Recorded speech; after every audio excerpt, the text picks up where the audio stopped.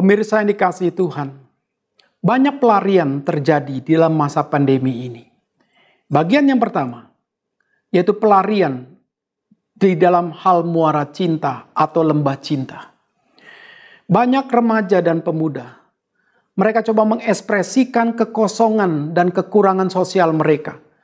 Mereka akhirnya ada yang berani coba-coba membangun satu hubungan pacaran.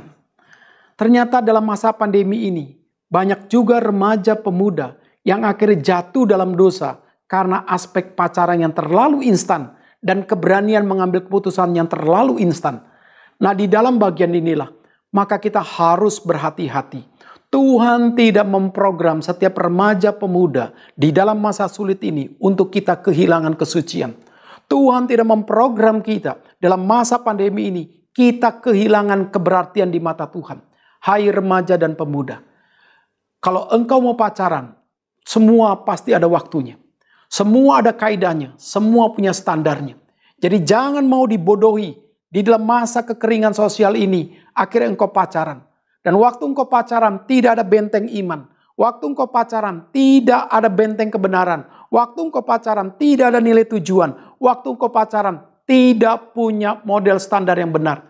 Akhirnya waktu engkau berelasi, waktu engkau pacaran, disitulah engkau banyak memboroskan waktu, engkau akhirnya kehilangan identitas, bukannya pacaran yang sungguh-sungguh menyenangkan Tuhan, engkau pacaran akhirnya jatuh kepada satu dosa. Dan akhirnya Tuhan bersedih, orang tua bersedih, dan pasti orang sekitarmu juga bersedih.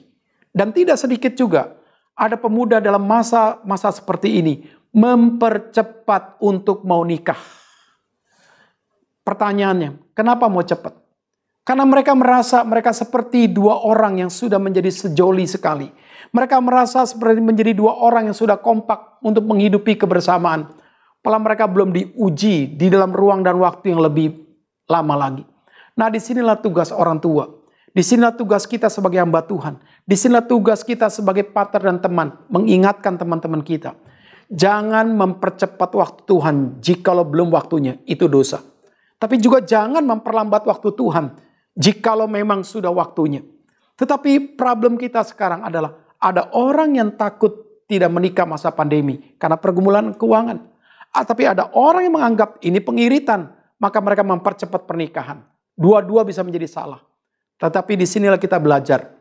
Jangan cinta itu terlalu cepat karena kita yang menentukan. Tapi biarlah kita mengerti ada waktu kehendak Tuhan. Dan kita mungkin bertanya, apa sih pacaran yang sungguh dalam Tuhan? Apa sih pacaran dibimbing oleh Tuhan? Apa sih pacaran yang sungguh dalam kehendak Tuhan? Jikalau engkau pacaran, imanmu makin bertumbuh, itu sehat.